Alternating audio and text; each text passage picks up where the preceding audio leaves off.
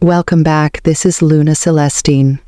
If you've been sensing something strange in the air lately, a stillness that feels too quiet, emotions that rise out of nowhere, or a sense that you're standing on the edge of something just out of sight, you're not imagining things.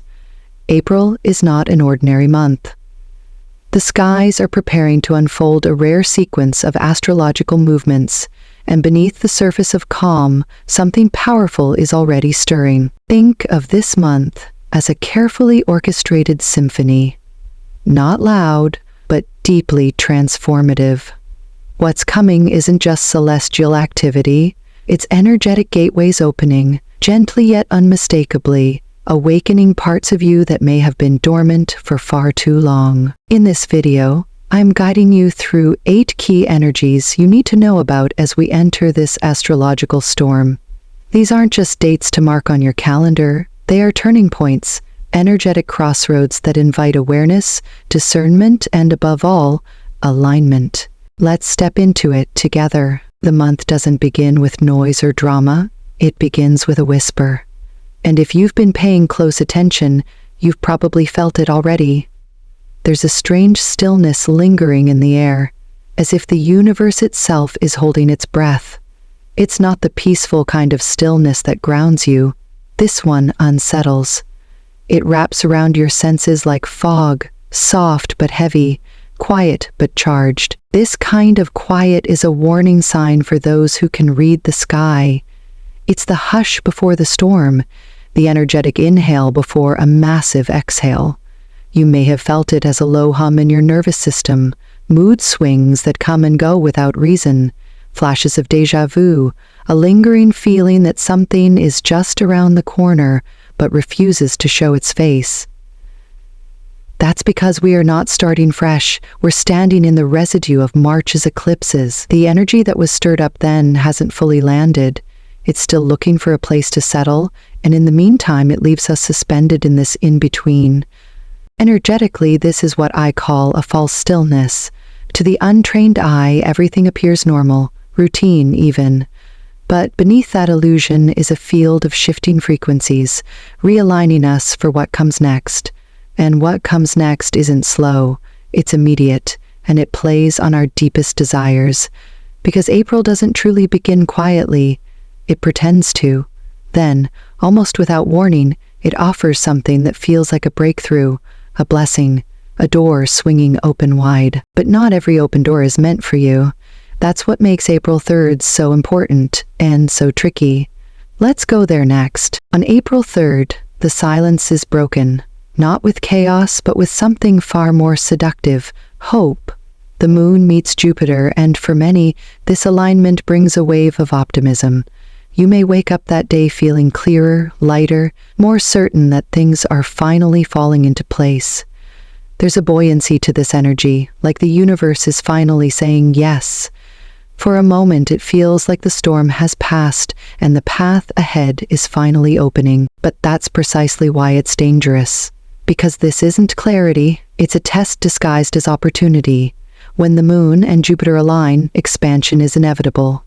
Jupiter magnifies everything it touches. So, if you're feeling inspired, motivated, even wildly confident, you're not wrong to feel it, but you must be careful what you do with it. This energy has a way of making doors appear that aren't truly open. It presents the illusion of progress, and if you're not grounded, you may be tempted to leap before you look. It's especially risky in areas like money, relationships, or major life decisions. Things may seem divinely timed, but that's the trick. This is when people say yes too fast, invest without reading the fine print, confess feelings they're not ready to hold, or chase desires that haven't fully formed. It's not that the feelings aren't real, they are, but their clarity is inflated. You're looking at life through a magnifying glass, and everything appears closer, more attainable, more magical than it truly is. The lesson here is discernment. Just because something feels right in the moment doesn't mean it's meant for the long haul. This is cosmic bait, beautiful, tempting, and incredibly effective at revealing where you're still impatient, where you're still hoping for shortcuts. And the truth is, this moment isn't about arrival, it's about awareness. Can you feel the excitement without acting on it? Can you hold the frequency of hope without turning it into a decision? Because if you chase the light too fast, you may miss the shadow it's casting behind you. And what's waiting in that shadow is even more important. As we move closer to the middle of the month, something buried begins to stir, something from the past, something unfinished. That's where we're headed next. April 13th brings the full moon. But this isn't just any full moon. It's what I call an echo moon. It doesn't illuminate the present as much as it resurrects the past. The light it casts doesn't show you what's ahead. It pulls forward everything you thought you'd left behind. If you've been telling yourself that certain chapters are closed, that you've moved on, that you've healed, this moon may challenge that belief in ways you didn't expect. You might find old memories resurfacing without warning. People you haven't thought about in months or years could appear suddenly, whether in real life, dreams, or emotional flashbacks. Emotions you thought were processed may rush in like a tide, strong and disorienting. This isn't regression, it's revelation. This moon isn't here to punish you with the past. It's here to ask, have you truly completed the lesson, or did you just step away before the cycle was complete? Energetically, this full moon is a karmic checkpoint.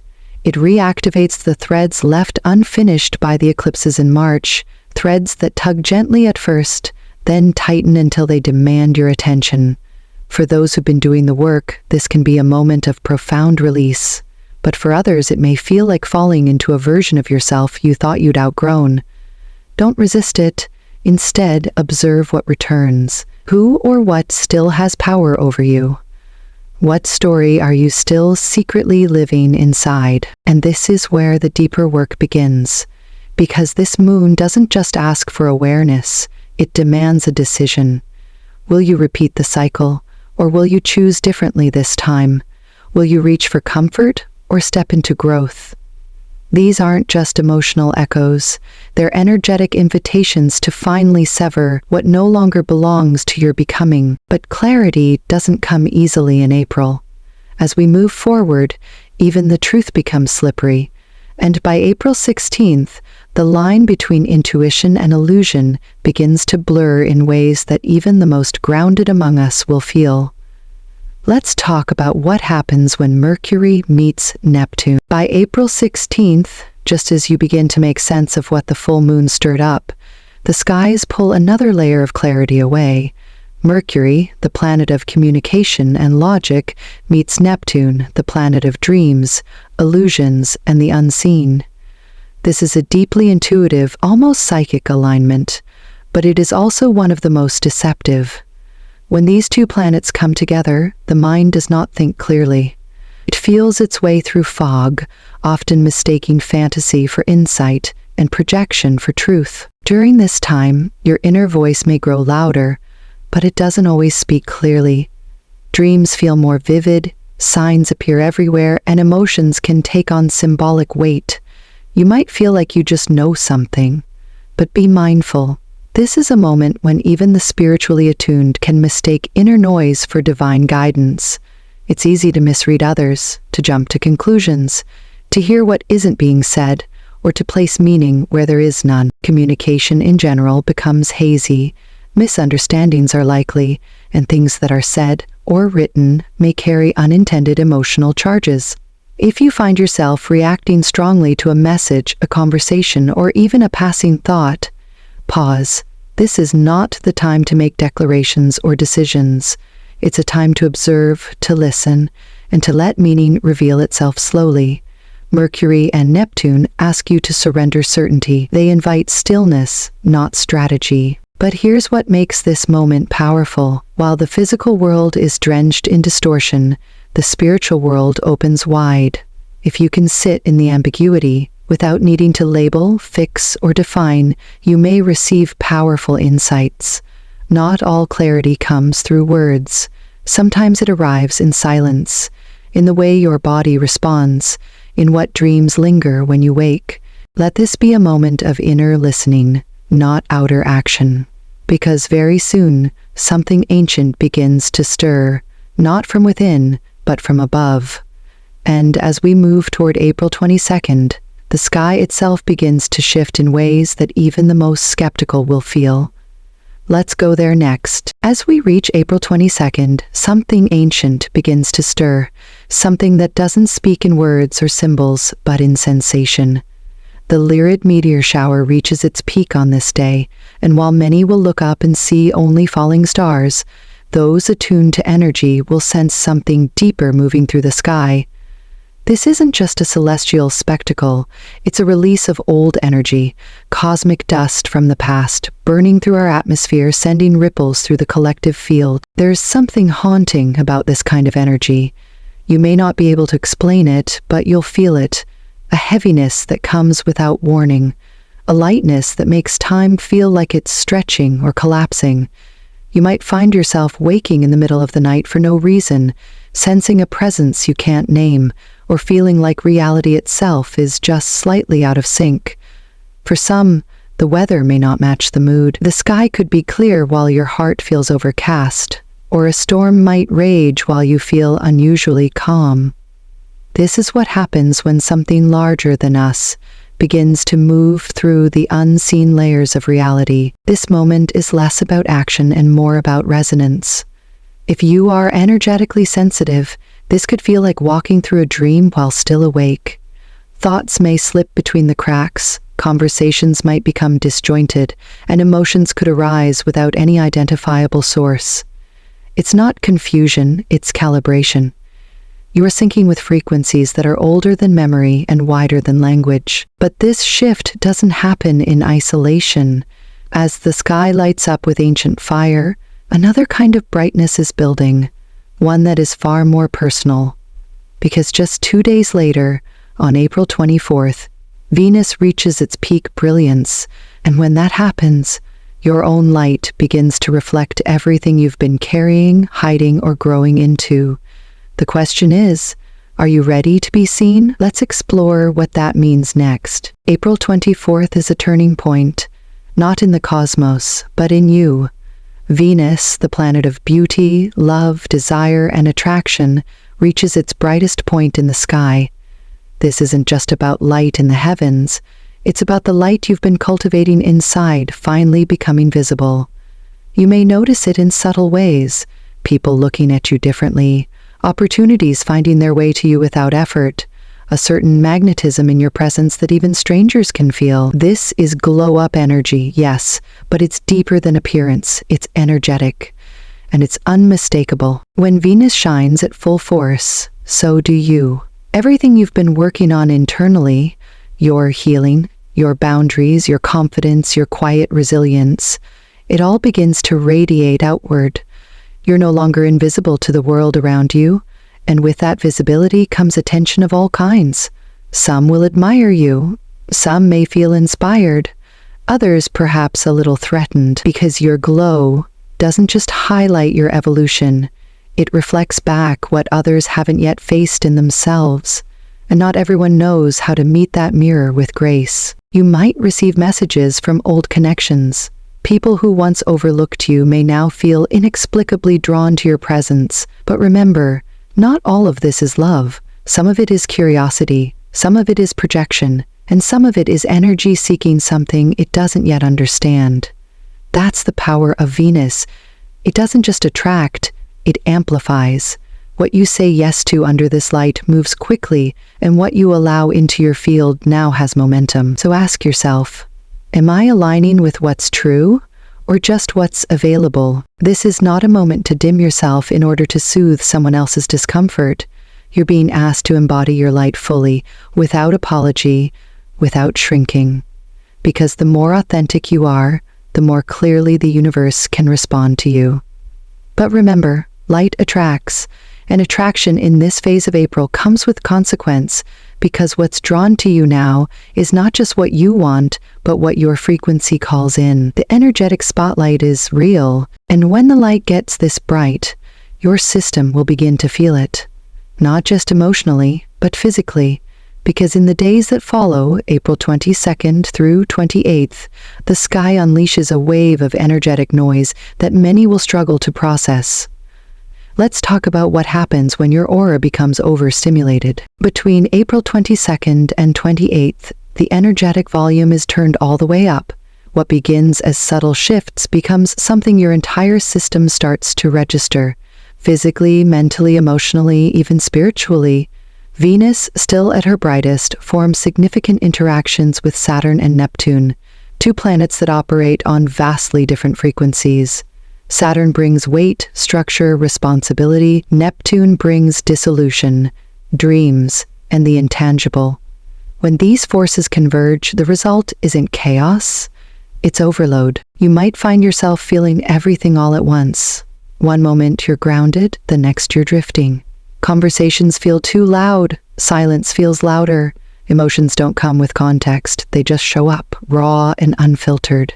Your nervous system may feel like it's been plugged into too many signals at once, like an antenna picking up every frequency, yours, the collective's, and everything in between. And if you've been doing deep spiritual work, this can hit especially hard.